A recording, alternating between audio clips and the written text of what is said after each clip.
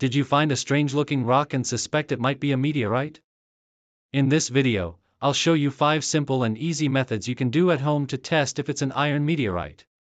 The first method is the magnet test. Most iron meteorites are strongly magnetic, so if the rock sticks firmly to a magnet, that's a good sign. The second method is the weight test. Iron meteorites are much heavier than regular rocks, so if the stone feels unusually heavy for its size, that's another clue. Moving on to the third method, the streak or scratch test. Rub the rock on a piece of unglazed ceramic. If it leaves no colored streak or a dark gray mark, it might be a meteorite. The fourth method is examining the surface. Look for a dark fusion crust or small flow lines on the surface, which are signs that the rock passed through Earth's atmosphere. And finally, the fifth method, use a magnifying glass or your phone camera to inspect the surface. If you see shiny metallic specks or tiny crystals, they could be traces of nickel, which is common in meteorites.